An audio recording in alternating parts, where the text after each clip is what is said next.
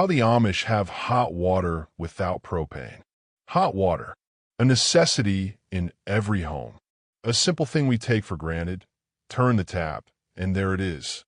But for the Amish, no propane, no gas, no electricity, and yet they have steaming baths, warm dishwater, and hot laundry tubs. Ever wonder how? It's a world of wood-fired ingenuity, old-fashioned grit, and a few tricks most outsiders wouldn't believe. It's about doing things the hard way because the hard way lasts longer. Let's step into an Amish home, into a life where modern conveniences don't rule, where hot water is earned, not expected. The wood stove, a simple but genius solution. Step into an Amish kitchen, the heart of the home. The smell of fresh-baked bread lingers. A warm glow flickers from the iron stove. But there's something else. A large metal tank attached to the side of the stove, quietly doing its job. That's the water reservoir.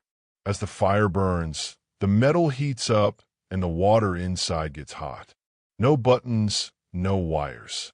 Just heat, metal, and patience. They call a stove-side water heater. A reservoir that holds gallons of water, heated steadily as meals are cooked, as coffee brews, as stories are shared around the warmth of the fire. It's slow, but it's steady. The Amish don't rush what works. And if you need more hot water, there's the water jacket, a metal coil wrapped around the stovepipe. It heats water faster, pushing it through pipes to different parts of the house. No pump, just a natural pull of gravity. Hot water moves up, cold water moves down. A simple cycle, a perfect balance. Bathing without a hot water heater? Easy. Sort of. Imagine this. It's winter, snow outside, cold wind slipping through the cracks of a wooden house.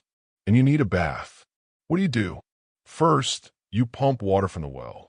No electric pump. A real, old-fashioned hand pump. The kind that makes your arms ache. Then you haul the water inside, fill a massive cast iron kettle, and place it over the stove. It takes time, a lot of time, but once it's hot, it's poured into a deep metal tub, mixed with cooler water, and there it is, bath time. Some Amish homes, they've built entire wood-fired bathwater heaters. A separate little stove connected to a water tank just for heating water. No propane. No electricity, just fire and steel. And they don't waste water like we do. One tub, one family. Eldest bathes first, then the next, then the next. The water cools with each turn, but waste? Minimal. That's the Amish way. Water that moves without electricity. Gravity. The Amish use it better than anyone. Imagine a water tank high up in the attic, or on the second floor, filled by hand, or sometimes by a wind-powered pump. As the stove heats the water, the hot water rises naturally. No need for electric pumps, no high-pressure systems, just basic physics. It flows down through pipes to the kitchen, to the bathroom, to the barn. Some Amish build entire boiler systems this way. A wood-fired boiler in a separate shed, heating massive amounts of water, moving it through pipes without a single motor. It's old school, but it works. No breakdowns, no sudden failures. Just heat, gravity, and time. Solar water heating. Yes, even the Amish use it. Here's something surprising. Some Amish communities have solar water heaters. Not the fancy electric ones. Just simple, black metal tanks placed under the sun. The water inside heats up throughout the day, stored in insulated tanks for nighttime use. So go a step further. Batch water heaters, big black barrels on the roof that soak up sunlight. By afternoon, they hold scalding hot water enough for dishes, a quick wash, or even a small bath.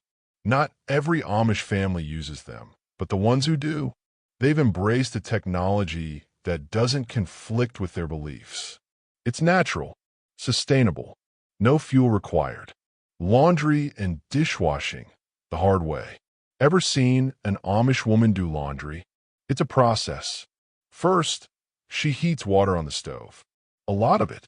enough to fill a deep wash basin. She mixes in homemade soap, then dunks the clothes in, scrubbing, twisting, wringing, the old-fashioned way. Some use hand-cranked washing machines, powered by pure muscle. Others rely on washboards, their hands working tirelessly over ridged metal, scrubbing away dirt. The hot water? It cools down as the work goes on, but they don't waste a drop. Once the washing's done, the same water is used to scrub the floors or soak dirty tools. Dishes? Same deal. A kettle of water on the stove, poured into a basin. Plates are scrubbed by hand, rinsed with whatever warm water remains. Dishwashers? Never. The Amish believe in doing work themselves. Machines take away the effort, and effort builds character. Hot water for barns and livestock? Of course.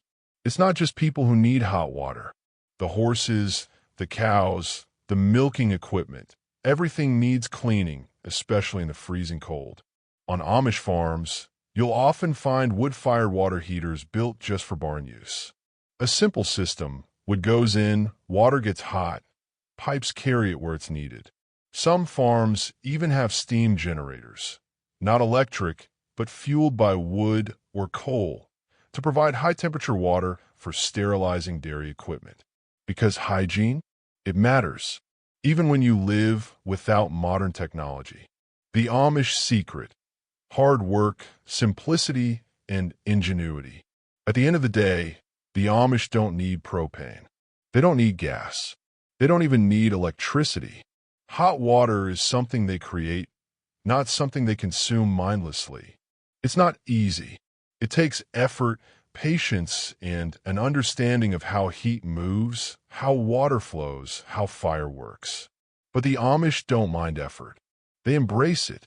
In a world obsessed with convenience, their way seems old-fashioned, outdated, difficult, but maybe, just maybe, it's smarter, more reliable, more sustainable. Because when the power goes out, when gas runs low, when modern systems fail, the Amish will still have hot water, and they won't have to rely on anyone but themselves.